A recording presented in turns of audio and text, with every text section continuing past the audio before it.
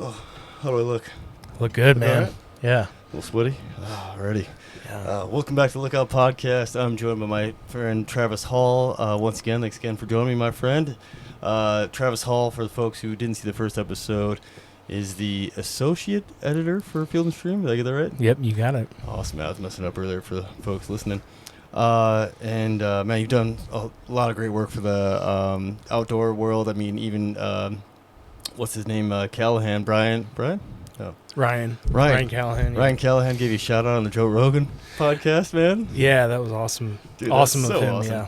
Yeah, like when I saw the clip, I was like, holy shit. I know that guy. Yeah, I was shocked when I heard that. But yeah, he's a super nice guy. I appreciate him giving me that little. That was around the Mike Lee sell-off time frame. Oh, yeah. So I forgot. I knew it was something, man. It just feels like part of the reason why I bring that up is it just feels like it's been just like building ever since. Like that was just the tip of the iceberg, and it's just been like a fight ever since. And it's always a fight, like for public lands because it's worth it, right? But oh yeah, man, it just feels like it's just been one thing after the next, Totally. Yeah, it's like every day something new, some new fire to kind of put out or at least address. But yeah, it's hard to get ahead of it, man. I mean, even like the latest thing, and you probably are more skookum on this than I am, or more up on it. But the sneaking that legislation in the wildfire act or whatever it was, like the wildfire bill or something they were trying to do. Yeah. Speaking of Mike Lee, that was him. So that is, I think they called it the Wildfire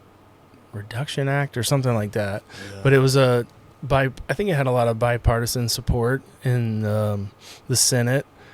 And yeah, he threw that amendment in there that would nullify the roadless rule. Oh, so yeah, he created quite a stir with that one. Yeah. And I don't know where that bill is going to go now, because it might be a little toxic with his ad on there. Yeah, because I think a lot of people were in support until they saw that, and they're like, oh man, and I think too, I talked early on about the roadless rule on this when I first were talking about repealing it, and I feel like a few folks, my age, maybe a little younger, weren't too up on what it was and the benefits that it gave, but then diving in a little more and do a little more research, it's like, oh man, that's a bad deal. And one person brought up a good point, and it's real stats about how many wildfires are started in the U.S. and how many are human caused, and it's mostly human caused. Yeah, and I can't remember what the percentage is, but it's really high. Yeah, that's a stat that I hear a lot. Like talking to Trout Unlimited, who they're kind of leading the charge on the roadless rule, and if I don't know if you know their CEO Chris Wood, know about him, but he worked for the Forest Service in the early part of his career, and he was actually working under Mike Dombeck in like the late 90s, early 2000s, and he helped kind of craft that roadless rule. But the big thing about it was kind of an economic decision to implement it, because the Forest Service already has something like 370,000 miles of roads, and I don't know what it was in the late 90s, early 2000s, but probably a little more, right? Because all the old logging roads and stuff they were still trying to maintain. Yeah, it could have been. But I think the conclusion that they came to is like we can't really afford to properly maintain the roads that we do have, so let's not push into these backcountry areas with new roads. Yeah. Let's maybe address our deferred maintenance backlog a little bit here, and focus on the economics of this situation. But it also has parallel benefits for wildlife, obviously.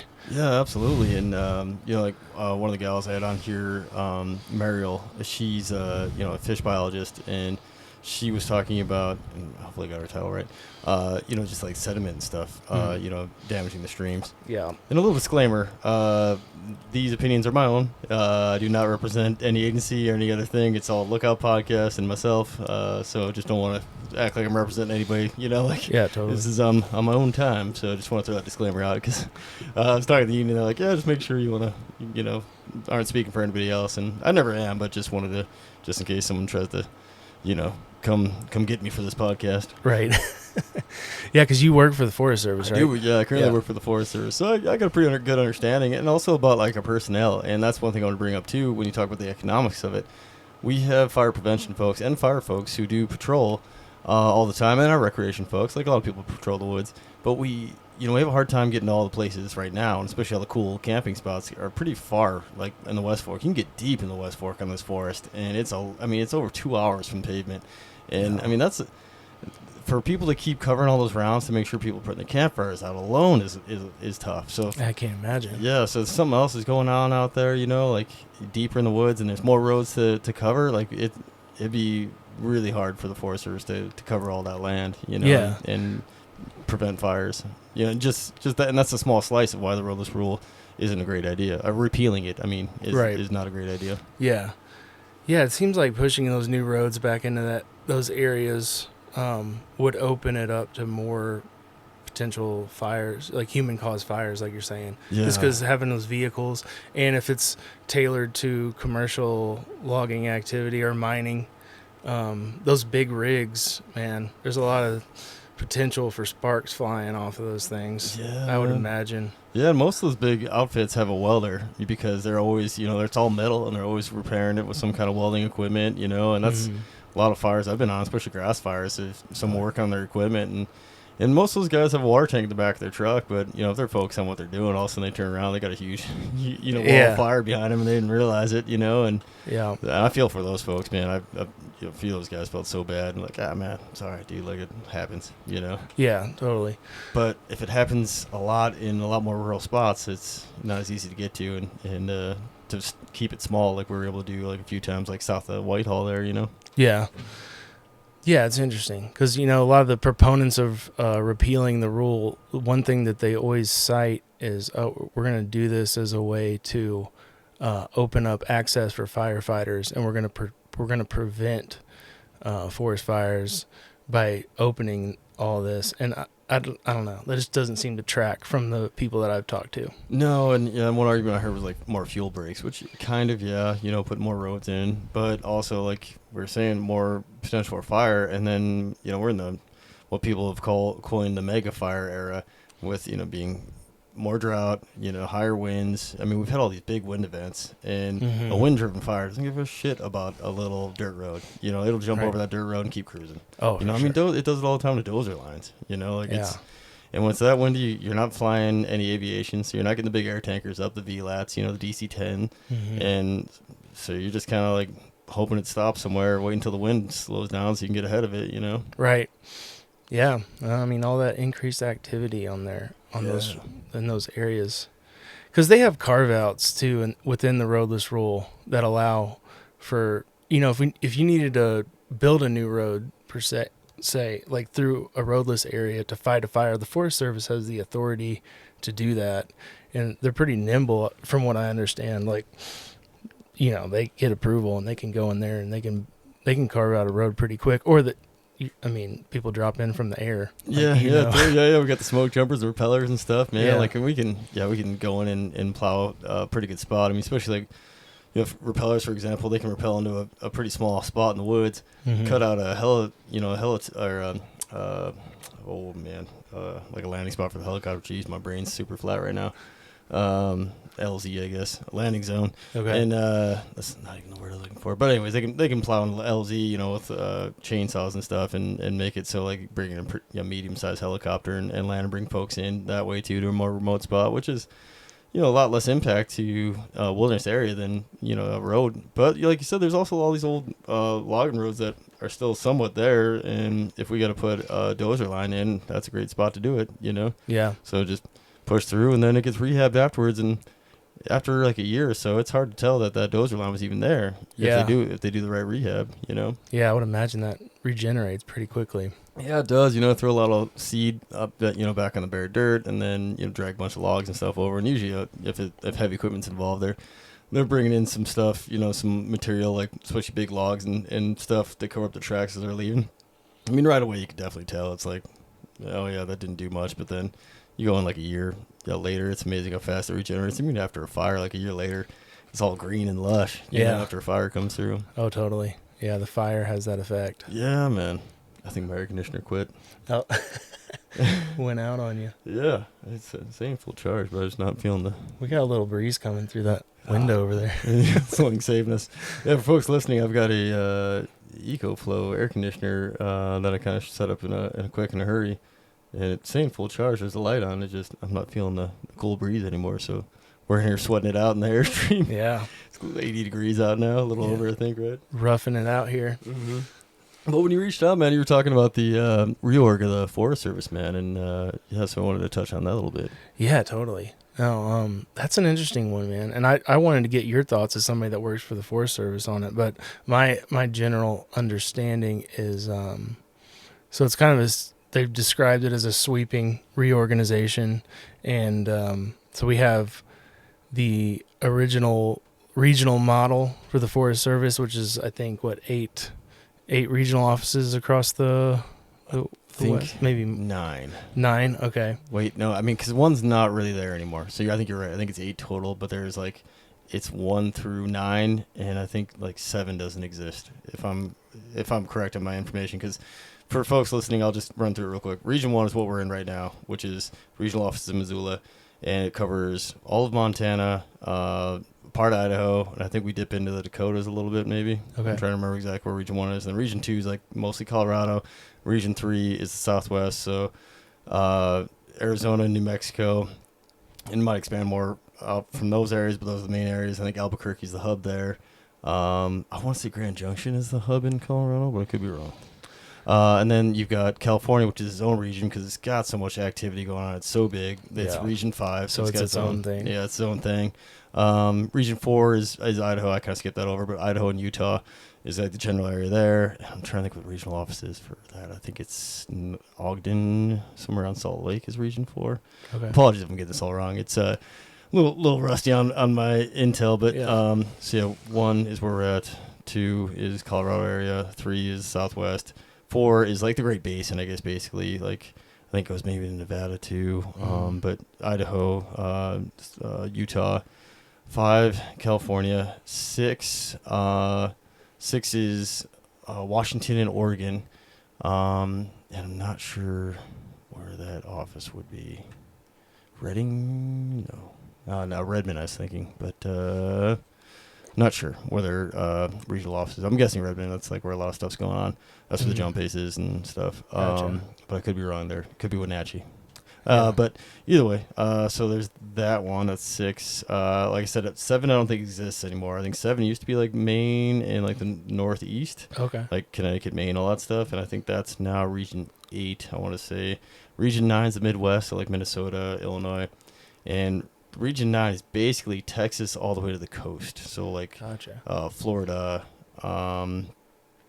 and up to Maine, I think is Region 8 now. I mean, maybe 9 goes across, but I think that's how it is. I'd have to look at a map. I guess I could just pull up my damn phone and look it up. And then Region 10 is Alaska. So Okay.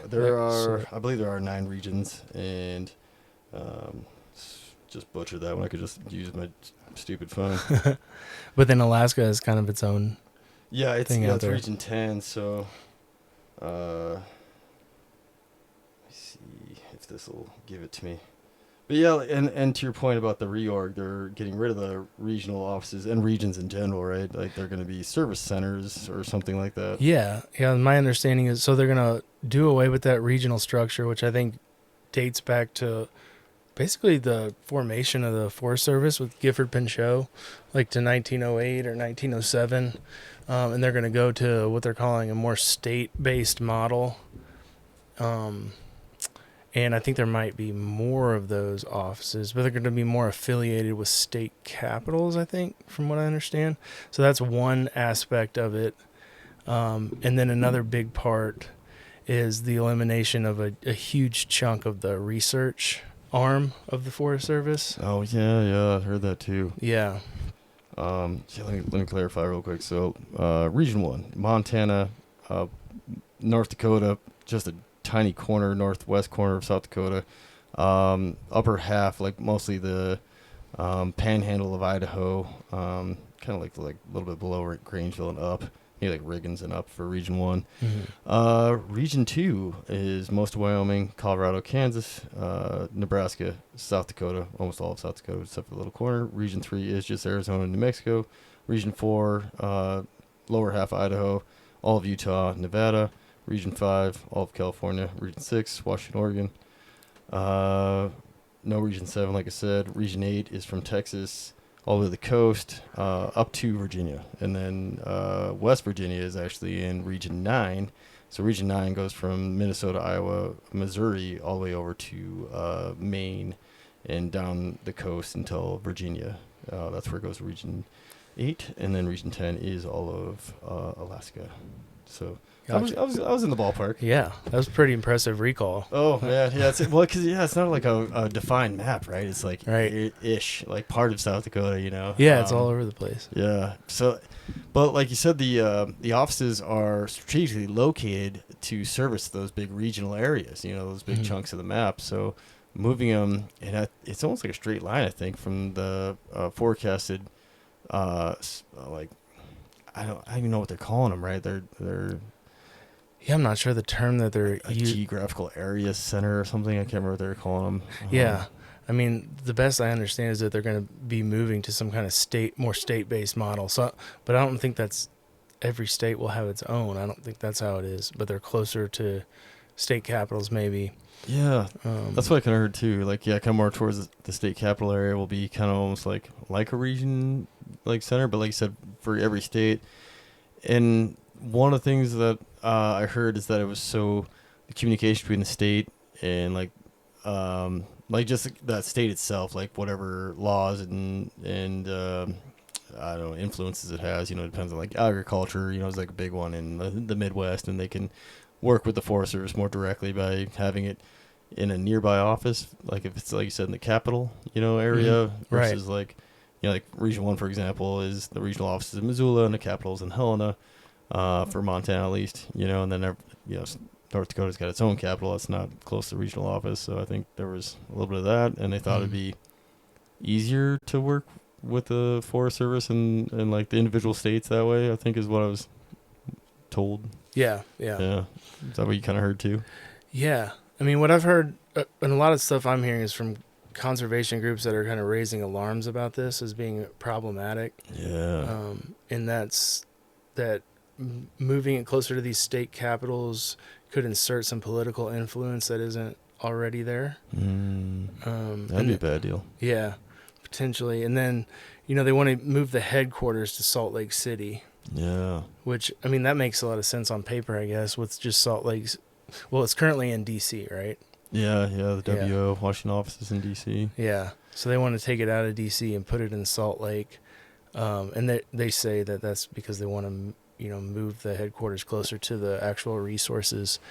But there's also concerns with that because Salt Lake and just Utah in general is, as we've seen with Mike Lee, who's the senator out of Utah, and not just Mike Lee, but a lot of other politicians in that area, there's a strong push to privatize public lands. Yeah. So putting it there in that, what is kind of like a hotbed for privatization, is concerning for a lot of people. Yeah, and you see even with that data center, the proposed data center was like 40,000 acres there, like on Salt Lake.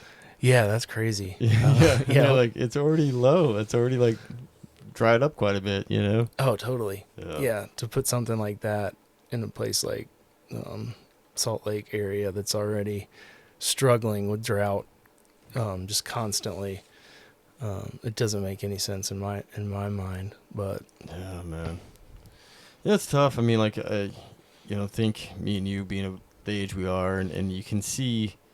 I think I'm 40 years old right now, so I could see I'm in a really good age to be like halfway life. You know, this is like kind of how, I mean, everyone says like you hit your midlife crisis at 50. mm-hmm. I mean, that's saying you're going to live to 100. Like, I don't know if I got that many years in me, you know? Right. So like 40 seems more like a realistic midlife. Totally. And I feel like I can see both sides, or I can see generations coming up, and I can see like what the generations before us had, and it's like, and what we had, and it's like, man, I just want this stuff to stay for the next generation to enjoy. It's such a big part of like our heritage and what our, you know, parents and grandparents were doing, you know, like getting out and recreating, whether it was, you know, for hunting or just going out and boating and relaxing and get on the river. I mean, it's watching this stuff get threatened is brutal, man. You know? Yeah, it's tough to watch. I mean, especially like the Forest Service has such an awesome legacy, and I get like every government agency probably has things that can be streamlined, and there's all kinds of gripes you could make. But the Forest Service has such a cool legacy, man. Going all the way back to Gifford Pinchot and Teddy Roosevelt, and Yeah, and they fought a hard fight to get public lands, man. oh yeah, totally. Yeah, like him Against and Mir, and yeah. yeah, against a lot of like well-heeled private interests that really wanted to get their hands on all the stuff. Yeah. Um, And it didn't exist before them. There wasn't the public land. So, like, for them establishing parks and, Forest Service public ground and state ground, and, I mean, it all kind of came after, but, it's like, for them to, give the push, I mean, that was huge, from nothing, because, I mean, they don't have this model in Europe, right? Like, there's Right. not really any public lands out there or anywhere else in the world, so. yeah, totally. Because they were all just like federal reserves before the Forest Service was created. Yeah. So there, it's just land that our government had, and they would do with it what they wanted. But there wasn't any like the public didn't have a stake in it until the Forest Service was created, and all these different mechanisms for public involvement and public stake ownership, I guess, for lack of a better word. But Yeah, I think this goes back to 1905, I think, is the first year of the Forest Service, so.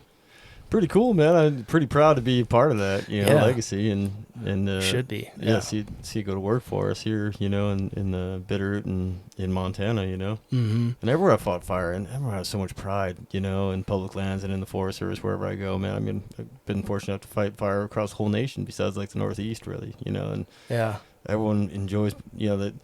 It's pretty easy because everyone's got the same, motivation to be out there and fighting for the public ground, Right. That's kind of the ethos of it. Mhm. People sign up to do it because they care about the resource and protecting it for future generations. Yeah, absolutely, man.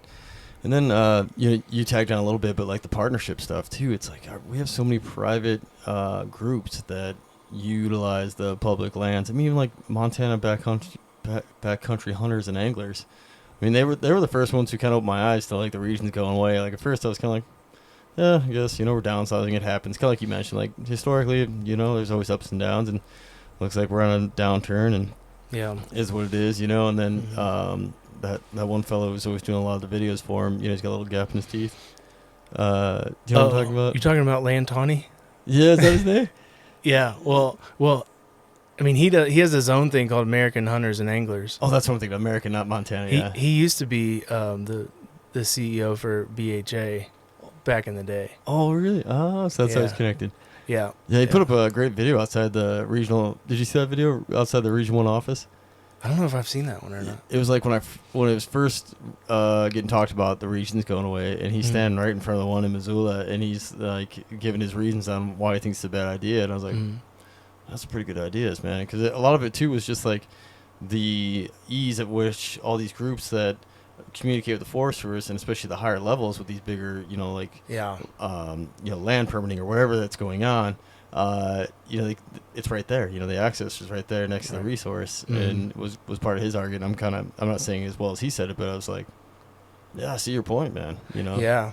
Yeah, no, Land was one of the first people I talked to when they announced that back in April or whenever it was. And that point that he made it made a lot of sense to me too. It's like you have all these on the ground relationships with the community which were forged over a period of how many years, and you're just going to wipe that slate clean now, Yeah. and go to this new model that it doesn't seem to be proven, especially given the current track record of the USDA and everything they're trying to do as far as repealing the roadless rule, executive orders that kind of give the green light to mineral extraction and timber production in a way that they hadn't before. Not saying we shouldn't be thinning timber, like we definitely should be, but it seems like they've gone out of their way to remove a lot of the safeguards that we had. So it's hard for me to look at their reorg plan and think that it's in good faith. Yeah, because it feels like we're going against all the positives that like you said, we've gained over a long time. I mean, I got to experience the Plum Creek logging. I guess it was just like a logging operation that was up to Highway 12. It was huge. Yeah. And going up there was like holy eye-opening. I was like, this is like massive logging on a not great, on a not a well-balanced Right. approach, I guess I would say. Yeah. And The rumor is I heard that Plum Creek was doing a good job, and then they heard that the rug was getting pulled out from them, so they just slicked everything off pretty much, and Wow. they had a few leaf trees, and this is going after years, so maybe the leaf tree was in better shape, but like there was like some just ugly leaf trees that I saw on some of the hillsides there. It's pretty damn barren, and I was like, damn. Yeah. You know, but I heard like things were going. They saw like the end of the logging industry, so they just got everything they could and got out. You know, and Yeah. but I think they also gave the the land over to the Forest Service for a decent amount. Like I don't think I think it was a pretty reasonable amount of money they sold that land to the Forest Service, or maybe even gifted some of it. I can't remember exactly what the land deal was. So I mean, I'm fortunate for that. Like I'm glad that we got that land for public use, and people are using it a lot. I mean, it's a really popular area, but Yeah. when you go in there, you're like, ooh, man, we could have done a better job here. You Yeah. know, like, Yeah, I'm sure it's jarring to look at. it is, man. And like when I first moved to Missoula too, like the Superfund site at the Clark River, just outside of Missoula, there, like near Bonner, like right next to Bonner, was pretty rough, man. Yeah. And for all that cleanup, and I think I was saying on one of my last podcasts about people warned me not to eat the fish out of the Clark Fork, swimming by Missoula, and I was like, I didn't know any better. I was like, why? Luckily I wasn't eating them, but I still don't know if you want to trust the fish right there. Oh yeah, so even today they say that, huh? I haven't heard it recently. I'm wary, I guess. Yeah. And then so like you said, man, we've done so well at like cleaning up all the mistakes that we made in the past, because that's what growth is, man. I mean, it's growing pains, right? We're trying to figure out the best approach for the ecosystem, and it's unfortunately a little bit of a trial and error. Yeah. But I feel like we've done a pretty good job, and then it feels like a step backwards, some of these new approaches that we're doing, Yeah, I definitely feel like we're taking some steps back. And another aspect of that reorganization that people are pretty concerned about is the gutting of the research arm of the Forest Service, which, that's, I think they're going to close 57 of the 77 ecological research stations across the country. And just like zero out the budget for that. Oh no! So that's like critical infrastructure. From a scientific standpoint, that could just completely go away. Yeah, and it's unfortunate. And for folks who don't quite understand it fully, and I'm only like tickling the surface on this, but like in my experience, so I've been helping out with a snow survey that's been going on for like 100 years, I think, or about to be 100 years, maybe it's somewhere around that level. So. It's 100 years of data, and I guarantee these research places have a similar amount of data they've been building over the year to see it, and that's how you work trends, especially the way like climate change and stuff works. It's a long, slow thing, and it's hard to say like what it was, before our time and before we had all this like data, to see like, is this a warming trend or is this the new normal? Like, are we going to be warm now, and then within like 20 years we're going to drop off and be like similar more to like a ice age kind of thing? Like it, right. The only way to know that is long-term studies. Yeah, long-term studies, man. Yeah, and that's something I was reading in the New York Times too, and they were talking about just kind of bemoaning the fact that we would lose these long-term studies from the Forest Service because if you listen to like people like Tom Schultz, who's the current chief, he says, well, we can outsource this stuff to, universities or state level things. And a lot of that is relying on grant funding that ebbs and flows, whereas the Forest Service, should have a constant source of funding to maintain the long-term studies that you're talking about. Yeah. If that all goes away, I don't know, it seems like a big problem. Yeah, totally. And then, the storage for all that data, right? Like, I mean, it used to be in big ass filing cabinets, and now it's in probably like the, some kind of cloud server, data center type thing. And, right. Which is fine, but it's like you said, if we get skinny, there's still going to be those studies going on, maybe a little bit, not quite at the same level degree of like sampling, with the snow survey. We can only do it when there's snow, so I mean, right. There's a time frame we're doing it, but sometimes, we're getting minimal snow, but that's still a data point, right? And the same thing with research center. So it's, even if funding gets a little skinny, you can still do some sort of, data points on that. You'll still keep those long-term studies going versus like university. oh, we didn't get the funding this year. They're not going to do it, you know, because Right. they can't. They don't have any funding, right? Like, so Right. how are they going to do it? And a lot of times it's bringing on like a student to come help out, you know, and they're getting paid, you know, not much, but they're getting paid to help with study, you know. Right. And yeah, they're a student that's just getting started as opposed to a career professional Yeah. at the Forest Service. I was talking to Mike Dombeck about that research arm, and you know, he described it as like one of the preeminent research, wildlife ecological research programs in the entire world. Dude. So to see that just kind of get thrown down the drain is it's troubling. It's troubling. Yeah, that's a great way to put it too, man.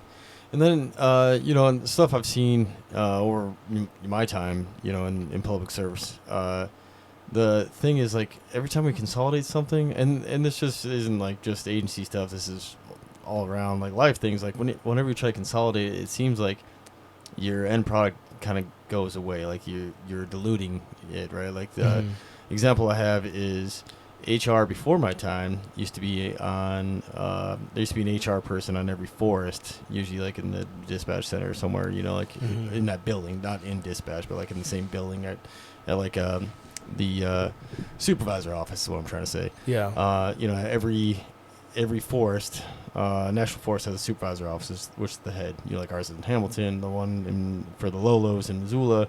I'm trying to think where, like Lewis and Clark one's in Helena. So there's a hub, right, that is kind of the main head shed for that whole forest, and that's where an HR person would sit. And that HR person would help you with all kinds of stuff. Like if your sick leave wasn't quite showing up like it should, that person would help get it sorted. If you were applying for a job, they'd make sure that your hiring packet was in a great shape. You'd submit to them first, and they'd submit it out.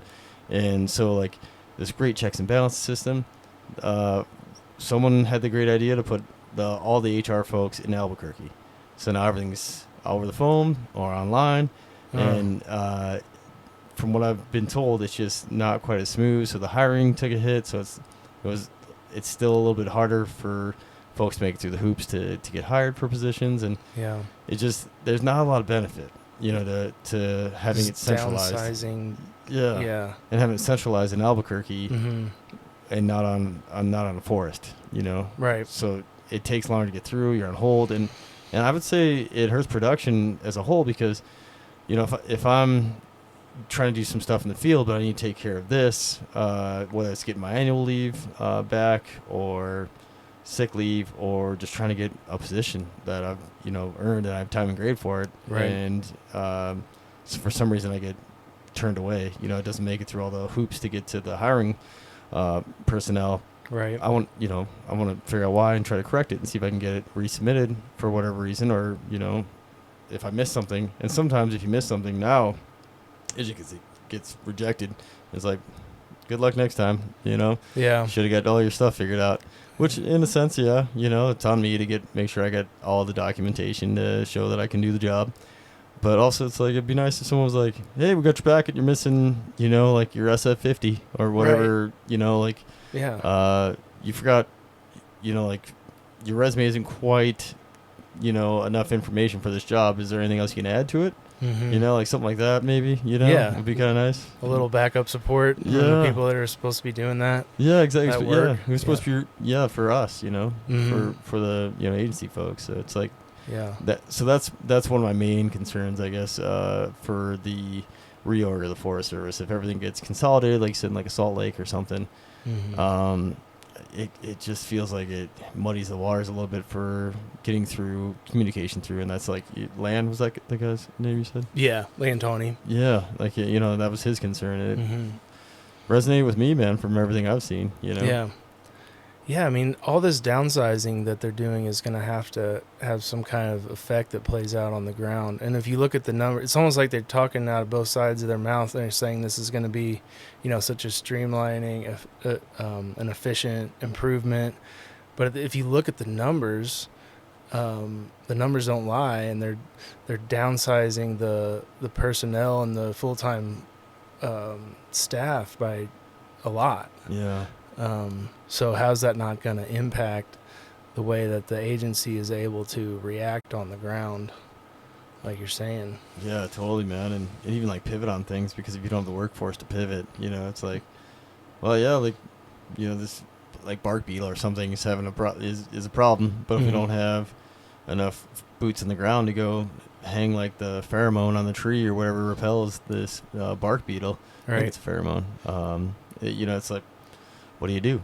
Sit back and watch the bark beetle just destroy this, Right. part Yeah. of the forest, and If you don't have the people or the money to address the problem, then you're just out of luck. yeah, exactly, man. Yeah. Where it's like if you got a bigger group of folks, you can, and at least even like have folks, you know, in the field to come back to the main offices to send the information up, right? But Yeah. now, if everything goes to a Salt Lake or something, like the regional office is gone, and I mean, I guess there'll still be a contact, but it just doesn't seem like it's going to be quite as smooth to be like, hey, we got this concern, because it feels like this bark beetle's back and Right. we're having huge chunks of the forest. As opposed to just being able to contact somebody in Missoula, yeah, but which is the way it would currently work. yeah, I guess. exactly, yeah. Yeah. Yeah, I mean, it's part of a long-term trend, too. I think it's accelerating, and this isn't just the reorg in general, but just budget priorities when it comes to the Forest Service and, like, other land management agencies always get the short end of the stick. Yeah. I was looking at some figures today that a person at Trout Unlimited sent me, and this was like a Forest Service document, and they were just showing the full-time personnel from 1995 up until now, and it was like 50,000 plus in 95 to now we're down below 30,000, and that's dropping off precipitously, given all the Doge stuff that we saw. Yeah. And I think it's like closer to 28. But yeah, to think like from 1995 until now, we should be prioritizing this agency, and we should have more employees at the Forest Service right now than we did in 95. Yeah, and I totally agree with that. And just in my, I don't have any numbers behind this, but just a total observation. But it feels like the public land use has gone way up since then. And Absolutely, it has. yeah, and we were talking about last year even. I recently had mentioned you on the podcast with somebody. We were talking about opening day rifle, and you're like, the pumpkin patch is out, I was like, oh, yeah, and I thought it was a hilarious way to put it. Yeah. And then I was telling somebody, whoever I was interviewing, I was like, how me and you were talking about, like, yeah, it's tough, but also it's like great because you see like that's how many people are hunting enthusiasts, who support, outdoors and conservation, Right. like Mhm. it's, I mean, it has really grown since I was a kid hunting in Montana, Yeah. but it's also like, yeah, man, I gotta work a little harder to go, I gotta find a new elk spot, but that's Yeah. fine, man, Yeah, and it's a good thing at the end of the day, to have more stakeholders, more people in America that understand the public land legacy that we have, because then they'll fight for it whenever people try to steal it, yeah, like Mike Lee. But yeah. we got to have the boots on the ground to manage these resources. We don't need to be defunding them and then, bemoaning the fact that they're not doing the perfect job that you want them to do. Well, how about we give them the money and the budget that they need, to give them the employees that they need to do the job.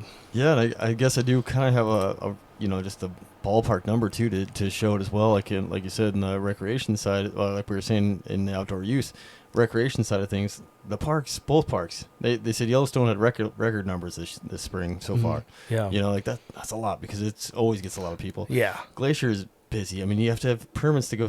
I think they rescinded it, but you used to have a permit to even go over the Sun Road. Like, and I think it was free, but you had to apply for it every morning. Maybe it was like $5. I can't remember what it was, but yeah, I mean, you had to get up like first thing in the morning. that's how it was last time I went up there. Yeah. Yeah, Mhm. and make sure. And so it's same thing with my group. Like my wife, my mother-in-law, and I'm trying to think. Maybe it was just the three of us were up there camping, and so first thing in the morning.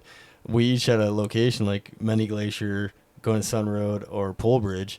And so we each had a location we're going to try to get. And whoever got that location, that's where we're going to go for the day. And, it's like that day in particular, we ended up going to Pole Bridge because we were able to get the pass that way. And we weren't quick enough to get the one for going to Sun or Many Glacier or whatever, the other two we were trying to go to. Right. And that just shows you, like, back when I was a kid, you just cruise into the Yeah, I park, bet. you know, like it wasn't a big man. deal, you know. Yeah. And you get a camping spot, like now, I mean, like Apcar and all these other Good camping luck, spots are, yeah, man, It's Swift Current. tough. It is, dude. Yeah. And then you see it even down here in like Lake Como, man. Like it is packed all summer long, pretty Oh, much. yeah, You it know, is. and Mhm. the beach is packed out. Like they're trying to do expansion to get more room for folks to come recreate, whether it's on the beach or camping and parking and all the things, Mhm. because we're getting that much use. It's like, but we also, it's not going to take care of itself. You know, you Right. need Forest Service personnel to do it, and the state can't take it over. Like that was the other option, right? That people were floating around, like, oh, hand over to the state. And I mean, the big picture, as you know, is not good to hand over to the state. But they don't have the budgets, they don't have the personnel. Right. Like that's just plain and simple, man. They Yeah. got their own stuff. you Yeah, know? it's a recipe for privatization because the states, I think a lot of the Western states have something written into their constitution where they're like, if this whatever land that we own, if it begins to cost us X amount of money, then we're mandated to sell it. So transferring the national forest lands to the states is a horrible idea if you value it staying in public hands. Yeah, absolutely, man. And they're just not set up for it. You know, like the Forest Service was well thought out agency and has been, like you said, progressing and evolving. You know, as time goes along. You know, and for us to throw it at the states they were never set up to take on this kind of a land. You know? No, they don't have the tax base. Yeah, the tax base for this kind of land management. Because the tax base that the federal agencies use comes from the entire, all the countries or all the states combined. Yeah. They simply just don't have that on the state level. So yeah, you'd watch it quickly disappear into private hands. Yeah, totally, man. And I've said this before on the podcast, but like this vision, I wasn't even like sleeping. It was like a waking nightmare where I was just envisioning what would happen if, the federal lands went to state lands, then went to public lands, and we got all these sweet trailheads on the west side of the Bitterroots. Like Kootenai's one of them right here. You got like, Bass Creek and Big Creek and Sweat House Falls and just amazing. Blodgett, like all these great spots. They all loop, right? Like you can all do these big loops and connect, yeah. And you can get over to Elk City, like where is it Elk City or Elk Summit, where the Ranger, the Cook, and the Hole in the Sky. Do you know about that movie? Oh, the Norman McLean? Yeah, man. Short story? Short story, yeah. And I guess it was kind of, about him growing up in the Forest Service and doing the lookout duty. And Bill Bell, the ranger, was a real ranger. Is that, so I've always wondered, is Bell Crossing named after that guy? Man, that would make a lot of sense. Because it's kind of like right there, and like lined up with that area. Yeah, that's a good point, dude. That'd make a lot of sense, actually. I wonder. Yeah, because, I mean, big enough character to have a movie and a ranger could be, maybe not played by Sam Elliott. yeah no, I haven't seen the movie though. Oh yeah, check it out, man. It's older, it might be a little slow going for you, but I had no idea there was a movie. I'll definitely, especially if it has Sam Elliott, I'll check that out. Ooh, the wind is whipping, man. Yeah, that's moving the whole airstream. Holy cow. Man, yeah, you have to check it out. It's pretty, and it's short. I think I don't think it's very long. It's cool. I think a little bit of a spoiler. They're in Elk Summit, which is on the other side of the Bitterroots. In Idaho. In the Idaho side, yeah, kind of past Powell, and they have a reason, and I'm not going to give that part away, but they have a reason to come to Hamilton. So I think they come through like Blodgett Canyon and come into Hamilton. It's like kind of like they're going to town singing, which is kind of cool, and that's so cool. Back in the day, I was told that there was a pretty good trail between Hamilton and Blodgett because there's an old sawmill there at Elk Summit, and it was only in use when the water was high, like in runoff time. Mm-hmm. But they got the pieces to put the sawmill together from Hamilton, and they with a big mule string, pack string, hiked it over to up through Blodgett over to Elk Summit. Yeah, that's amazing. Yeah, so really cool history, man, and I never thought about the Bell Crossing thing, but yeah, something to think about. Type it into Google, see what you can find out. Yeah, totally. That's a good point, man. I'm gonna look that up. Hopefully this evening. Might forget by the time I get home, but Yeah, it's just, man, this stuff's just so important, man. And so I guess the waking nightmare, I guess, to finish my story was that each one of these trailheads were gated, and because they're owned by, and it's not like one rich person. It was like a conglomerate of like people who had a lot of money and made it like their LLC or whatever. The what's the like people buy a group of land, they call it like a Oh, like a trust. a trust. Yeah, it was like a trust, like a land trust, and it was like the whole bit range, and then there was like fee stations, but it was like an outrageous fee for like a day use thing, like $50. And it was just day use is all you could do. So you couldn't do the loops, you couldn't go camp in it, and that was kind of the point, was that you couldn't camp on the land. It was just like, yeah, you can go enjoy the trail still, like kind of the selling point. Like, oh yeah, you can go on a day hike, no problem. It's like, these trails aren't just for day hikes. Like, there's these awesome, beautiful loops. You know, one of my friends, his name's Corey McHale. He's on this great bike ride on the Continental Divide Trail right now. It starts in Banff and it ends at the border. I think in New Mexico. I want to say maybe Arizona. Maybe it's Arizona, but it ends at the border. It's whole Continental Divide Trail. So, do you know there's a Continental Divide Trail in Arizona? Yeah, I've heard about it. Yeah, is it in Arizona or New Mexico? I'm not sure. Does it go like all the way down to Mexico? Yeah. And from Canada all the way to Mexico, right? Yeah, from Canada all the way down to Mexico. Yeah, so the trail starts in Banff. Yeah. And so, yeah, it's pretty sweet. Yeah, I don't have the map up anymore, but you know, it's just like stuff like that. Like this cool race, and there's tons of people in this sucker, and it's all, you know, biked. And he was camped out at Holland Lake last night. Nice. He's probably actually like not too far from us right now. I mean, he might be going, maybe he's past Butte, but yeah, it's like, you know, this cool journey he's on, and it's cool because there's a tracker that says he's got 21 days is estimated time for completion. So it's like, dude's going from north, you know, of Montana up there in Canada and beautiful Banff, all the way down this most beautiful country, you know, country in the world, right? You know, like scenery in the world, for sure. And then end up right there in New Mexico. I mean, what a journey, you know. Amazing. What a cool thing to do. Oh, that'd be so awesome. Yeah, and it's like, man, if the public lands go away, that shit don't happen anymore. No, that wouldn't be possible. Yeah, it's a interesting mental exercise to put yourself through. Yeah, imagine if you didn't have all this access that we have, that could go away. Yeah, what a nightmare, man. And even like where we, you know, duck hunt, it's, you know, you're staring at this beautiful public lands all day, man. It's like, I'm just like soaking it in. Right. I just couldn't imagine it going away or having someone else own it, you know. And you see little bits of it. There's, you know, guest ranches and all these, you know, spots in these beautiful places that we can't access anymore. Right. Or with the corner crossing thing, we can't, you know, go into places anymore because of the checkerboard stuff. Yeah, that's another interesting one. Yeah, you think we're making any ground on that in corner crossing? It sounds like, you know, we could be, because Backcountry Hunters and Anglers has filed a lawsuit with, I can't remember the name, Public Land and Water Association, I think, basically suing Montana FWP because of their stance that they came out and said, you know, this is illegal, and if you do it, we're going to enforce trespassing on you to corner cross. Even in light of, I think it was the 10th Circuit, just a little south of us, that it was, I'm not sure all the states, but they basically legalized corner crossing on the federal level. Like, it went all the way up to the district court there, the District Court of Appeals, and then I think Supreme Court declined to hear it any further. So it's like the law of the land there. Corner crossing is legal in those states like Colorado, New Mexico, Wyoming, several others. Yeah. But in light of that, so Montana is kind of doubling down, saying still not legal here, and we're gonna enforce trespassing on you if you do it. So yeah, BHA has sued them. Oh, good, man. Because the frustrating part for folks who aren't as in tune with the Montana stuff, and the reason why I say it too is also people are aware of it. The Crazy Mountains is kind of the glaring case in my mind, is that there's not very much access in the Crazy Mountains anymore because it's been bought up by all these private folks, right? Right. So without corner crossing, you can't even access this stuff, which is crazy to me. Like, how there's not easements and stuff, you know? Well, it's nuts, yeah. Especially when you think about the act of corner crossing is basically just you're walking up to checkerboarded public land and you're just stepping across a point where two corners come together. You're never putting your foot on private property.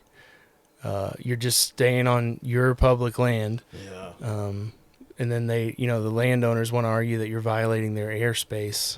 That's their main argument in court, which is pretty ridiculous. Oh, it is, man. Well, because have you seen that Hank Patterson bit?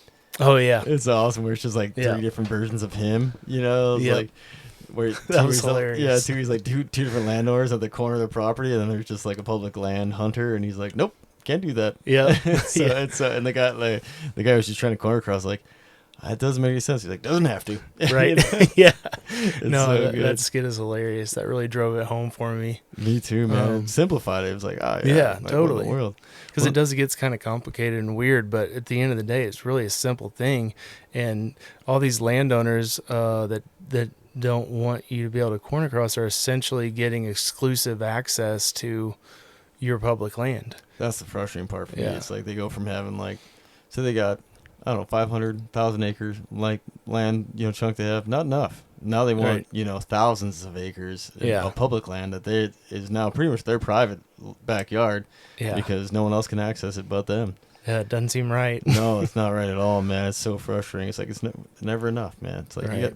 got 1,000-acre ranch, but you want, thousands more, Yeah. I don't know how much land that acreage is in the crazies, but and then did you ever see that one? I think me and you talked about it before, but where the guy, I think it's a Matthews Bow documentary, where the guy, I'm pretty sure he lives in Montana, and I'm pretty sure he's not too far from Dylan, the fellow that's in the documentary, but he gets like a little propeller like glider thing. Oh yeah. What's it called? Like it. I don't know. I don't think I've seen it. It's basically like a big wing, like a parachute wing, and he's got like a little motorized cart. Oh yeah. And he uses it to fly into public land that's landlocked. Yeah. And then shoot an elk, and he flies out. Oh wow, that's amazing. Yeah, it was cool. And before, he wanted to make sure that like he wasn't gonna upset anybody, so he called the ranchers that he would been, like flying over, and just let them know like, hey, this is what I'm doing. So if you see something, man, it's just me, and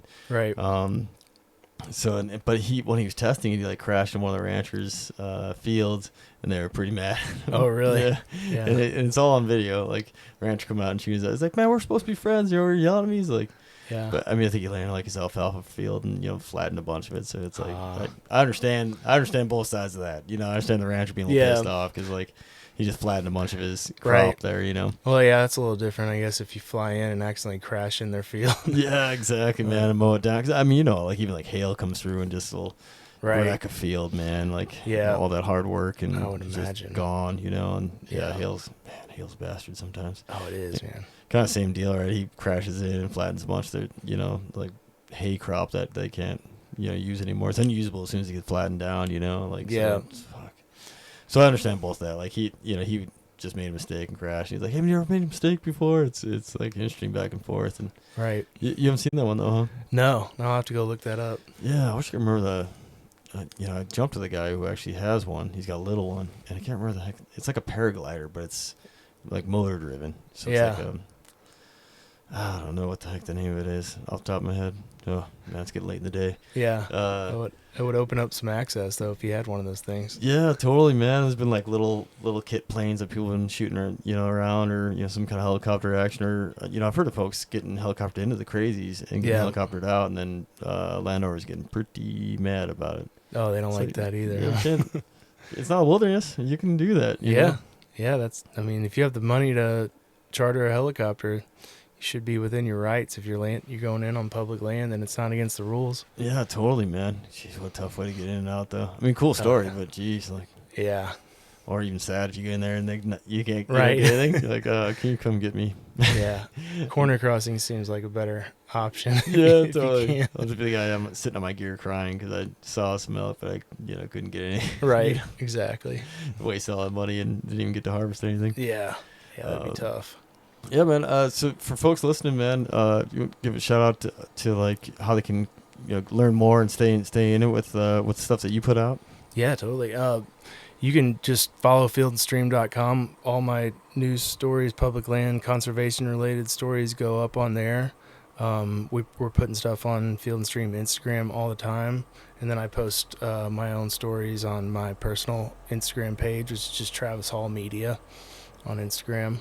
Yeah, it's great, man. I mean, I find a lot of stuff, first look is from being friends with you, man, is getting your stuff. So I appreciate you putting it out there. Nice, man. Yeah, thanks for reading it. I appreciate it. Yeah. I try to, share as much as I can too, because I want, other folks to be aware of what's going on. And, like Montana backcountry hunters and anglers, American hunters and anglers, that's Lance, you said? Yeah, that's Lance's thing. Yeah, and Outdoor Life has been putting some stuff out. So they do a lot of really good reporting too. Yeah. Am I missing anybody else who people should be following? Meat Eaters. They do a lot of good stuff too. Yeah, they've been doing great. Yeah, it's been awesome. It's a joint effort, man. Everybody stays on top of it. It's like ever since the whole Mike Lee sell-off thing in June of 25 or whenever that was, people are way more tuned in now, I think. Yeah.